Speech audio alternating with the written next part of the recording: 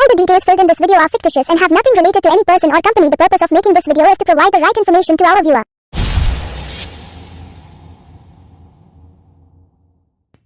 Hello friends, welcome in my YouTube channel gun point पे knowledge. तो दोस्तों, आज हम देखेंगे किस तरीके से आप एसबीआई में अपना अकाउंट ओपन करने के लिए फॉर्म फिल कर सकते हैं। फॉर्म फिल करने से पहले मैं आपको बता दूं, इसमें जो डॉक्यूमेंट लगेंगे वो आधार कार्ड और पैन कार्ड की एक फ़ोटोकॉपी लगेगी और एक पासपोर्ट साइज फ़ोटो की ज़रूरत पड़ेगी। और ये पूरा का पूरा फॉर्म आपको कैपिटल लेटर में भरना है, स्मॉल लेटर में कुछ भी नहीं भरना है। तो आइए देखते हैं फॉर्म को किस तरीके से फिल करना है। तो सबसे पहले यहाँ पे आपको डेट लिख देनी है। डेट आपको उस दिन की लिखनी है जिस दिन आप फॉर्म को सबमिट करने जाएंगे ब्रांच में। यहाँ पे आपको ब्रांच का नाम लिख देना है। ब्रांच का नाम वो आएगा जिस ब्रांच में आप अपना अकाउंट ओपन करेंगे। एप्लीकेशन टाइप में आपको न्यू के ऊपर टिक करना है क्योंकि हम एक नया अकाउंट ओपन कर रहे हैं। यहाँ पे पर्सनल डिटेल में आपको अपना सबसे पहले नाम लिखना है और फिर यहाँ पे आपको अपना सरनेम लिख देना है। ये नाम आपको अपने आधार कार्ड और पैन कार्ड से देख के लिखना है। स्पेलिंग की गलती बिल्कुल नहीं होनी चाहिए। यहाँ पे डेट ऑफ बर्थ मांगी जा रही है। यहाँ पे आपको अपनी डेट ऑफ बर्थ देनी है। अब यहाँ पे जेंडर, अगर आप लड़के हैं तो मेल के ऊपर टिक कर दीजिए, लड़की हैं तो फीमेल के ऊपर टिक कर दीजिए। अब यहाँ पे मैरिडल स्टेटस बोले तो आपकी शादी हो गई है तो यहाँ पे आपको मैरिड के ऊपर टिक करना है। अगर आपकी शादी नहीं हुई है तो यहाँ पे आप सिंगल के ऊपर टिक कर दीजिए। और यहाँ पे देखिए नेम ऑफ में आप, अगर आपकी शादी हो चुकी है तो यहाँ पे स्पाउस के ऊपर टिक करना है। स्पाउस का मतलब पति या पत्नी होता है, ठीक है। अगर आपकी शादी हो चुकी है तो स्पाउस के ऊपर टिक करके यहाँ पे आपको अपने स्पाउस का नाम लिख देना है और यहाँ पे आपको सरनेम लिख देना है, ओके। और अगर आपकी शादी नहीं हुई है तो आपको फादर या मदर के ऊपर टिक कर देना है और उनका नाम लिख देना है। जैसे कि यहाँ पे मैंने फादर के ऊपर टिक किया और यहाँ पे आपने फादर का नाम लिख दिया और फादर का सरनेम लिख दिया या कास्ट लिख दी, ठीक है। अब यहाँ पे नंबर ऑफ डिपेंडेंस बोले तो आपके फैमिली में जितने भी मेंबर है वो बता देने हैं। मेरे फैमिली में 5 है तो मैंने 5 लिख दिए हैं। अब यहाँ पे इलिटरेट बोले तो अनपढ़। अगर आप अनपढ़ हैं तो यहाँ पे आपको यस के ऊपर टिक करना है। अगर आप अनपढ़ नहीं है, पढ़े लिखे हैं, सब कुछ पढ़ना लिखना आता है तो यहाँ पे नो के ऊपर ही टिक कर दीजिए, यस के ऊपर बिल्कुल मत टिक कीजिए। अब यहाँ पे नेशनैलिटी में यहाँ पे आपको इंडिया के ऊपर टिक करना है। कंट्री नेम में यहाँ पे इंडिया लिख देना है और सिटीजनशिप में भी इंडिया लिख देना है, ठीक है। अब यहाँ पे ऑक्यूपेशन टाइप बोले तो आप क्या काम करते हैं। देखिए, अगर आप कोई जॉब करते हैं तो आपको ये बताना है कि किस सेक्टर में जॉब करते हैं। प्राइवेट सेक्टर में जॉब करते हैं या किसी पब्लिक सेक्टर में जॉब करते हैं या गवर्नमेंट जॉब करते हैं तो किस गवर्नमेंट जॉब करते हैं, सेंट्रल गवर्नमेंट की तरफ से करते हैं, स्टेट गवर्नमेंट की तरफ से करते हैं, ठीक है। और अगर मान लीजिए आप अपना काम करते हैं, जैसे लकड़ का काम हो गया या लोहे का काम हो गया, वेल्डिंग वगैरह का काम हो गया, या आप फेरी लगाते हैं या बाजार वगैरह में काम करते हैं बोले तो कोई काम, ऐसा काम जो आप अपना करते हैं, सेल्फ एम्प्लॉयड है, तो यहाँ पे आपको क्या करना है, सेल्फ एम्प्लॉयड के ऊपर टिक करना है और बाकी कहीं पे भी कुछ नहीं करना है। और अगर मान लीजिए आप कोई एग्रीकल्चर काम करते हैं, यहाँ पे देखिए एग्रीकल्चर का ऑप्शन भी है, यहाँ पे आप एग्रीकल्चर के ऊपर टिक कर सकते हैं, ओके। और अगर आप स्टूडेंट हैं तो यहाँ पे स्टूडेंट के ऊपर टिक कर दीजिए, ठीक है। तो आइए नीचे चलते हैं और बाकी इधर कुछ नहीं करना है। रिलीजन बोले तो आपको जो भी धर्म है यहाँ पे आपको बता देना है। अगर आपका धर्म हिंदू है तो यहाँ पे हिंदू के ऊपर टिक कर दीजिए, मुस्लिम है तो मुस्लिम के ऊपर टिक कर दीजिए, क्रिश्चियन है तो क्रिश्चियन के, सिख है तो सिख के ऊपर, ठीक है। अब यहाँ पे देखिए एक ऊपर ऑप्शन हमारा छूट गया, एनुअल इनकम बोले तो आप साल में कितने रुपये कमा लेते हैं। जितने भी रुपये आप कमा लेते हैं वो यहाँ पे आपको बता देना है। 1 लाख 2 लाख, याद रखना साल की बात की जा रही है। एक पूरे साल में आप कितने रुपये कमा लेते हैं एवरेज।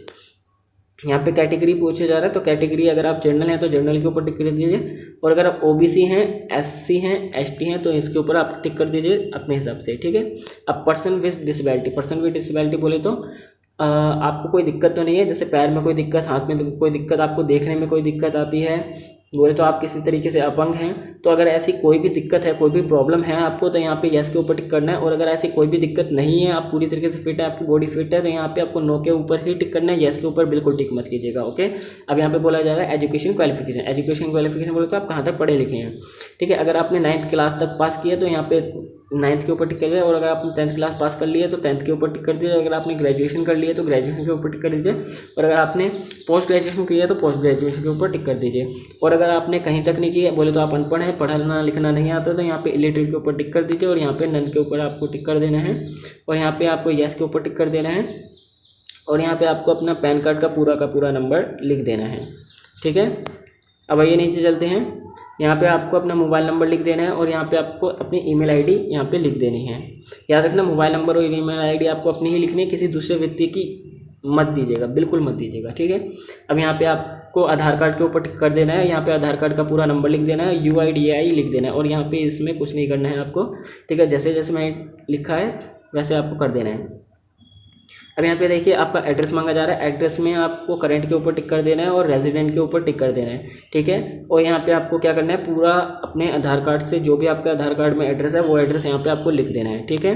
और लिखने के बाद यहाँ पे सिटी पूछी जा रही है, तो जो भी आपकी सिटी है वो लिख देनी है, जैसे मैंने लिख दिया है। यहाँ पे स्टेट, जैसे कि स्टेट अपना दिल्ली, मुंबई, हरियाणा, जो भी आपका स्टेट है वो लिख देना है। डिस्ट्रिक्ट, यहाँ पे डिस्ट्रिक्ट में जो भी आपका डिस्ट्रिक्ट है वो लिख देना है। पिन कोड, जो भी आपके एरिया का पिन कोड है आपके आधार कार्ड पे मिल जाएगा, वो लिख देना है। कंट्री नेम में आपको इंडिया लिख देना है, ठीक है। उम्मीद करता हूँ आपको पता चल गया कैसे एड्रेस भरना है। अब यहाँ पे देखिए आपको सेम एज करंट के ऊपर, इसके ऊपर आपको टिक कर देना है और बाकी कुछ नहीं करना है। तो आइए नीचे चलते हैं। यहाँ पे आपको यस के ऊपर टिक कर देना है। यहाँ पे अपनी पासपोर्ट साइज फोटो लगा देनी है और यहाँ पे आपको साइन कर देना है। ये साइन आपको ब्लैक पेन से करनी है, ब्लू पेन से बिल्कुल साइन मत कीजिएगा। और यहाँ पे प्लेस में आपको प्लेस लिख देनी है और डेट उस दिन की जिस दिन आप फॉर्म को सबमिट करने जाएंगे, यहाँ पे आपको उस दिन की डेट लिख देनी है, ठीक है। तो अब ये और नीचे चलते हैं। अब यहाँ पे क्या करना है, यहाँ पे देखिए अब यहाँ पे आपको सेविंग अकाउंट के ऊपर टिक कर देना है, सेल्फ के ऊपर टिक कर देना है, ओके। और अब नीचे चलते हैं। अब यहाँ पे सर्विस रिक्वायर्ड बोल, तो आपको एसबीआई से क्या क्या सर्विसेज चाहिए, क्या क्या आप चाहते हैं एसबीआई से, ठीक है। तो अगर आपको एटीएम कार्ड चाहिए तो यहाँ पे एटीएम कार्ड के ऊपर टिक कर दीजिए और यहाँ पे रुपए के ऊपर आपको टिक कर देना है, ठीक है। और आपका एटीएम कार्ड पे क्या नाम रहेगा वो नाम आप यहाँ पे लिख दीजिए, तो आपका एटीएम कार्ड पे वही नाम छप के आ जाएगा, ठीक है। तो ये नीचे चलते हैं। अगर आपको चेकबुक चाहिए तो यहाँ पे आपको टिक कर देना है, और अगर आपको एसएमएस अलर्ट चाहिए तो यहाँ पे आपको टिक कर देना है, और पासबुक चाहिए तो यहाँ पे आपको टिक कर देना है, और अगर इंटरनेट बैंकिंग चाहिए तो यहाँ पे टिक करना है, ठीक है। तो मैं 5 चीज़ें बता देता हूँ, उसके ऊपर आप टिक कर दीजिए जो कि ज़रूरी रहता है,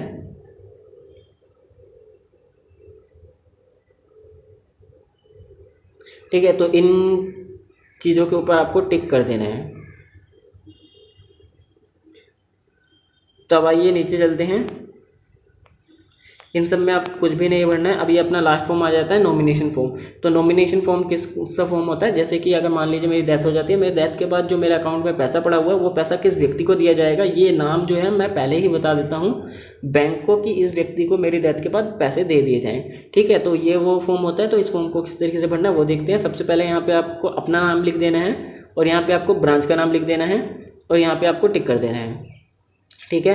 और यहाँ पे आपको सेविंग अकाउंट लिख देना है, और अकाउंट नंबर हमें नहीं मिला है तो इसे आपको अभी कुछ नहीं करना है, ठीक है। तो वही थोड़ा सा और नीचे चल देते हैं। अब यहाँ पे देखिए जिसको भी आप नॉमिनी बनाना चाहते हैं उसका नाम आ जाएगा। जिस भी व्यक्ति को आप पैसा देना चाहते हैं अपनी डेथ के बाद उस व्यक्ति का नाम आ जाएगा। एक स्पेस छोड़ के उसकी कास्ट लिख देनी है, कास्ट या सरनेम, ठीक है।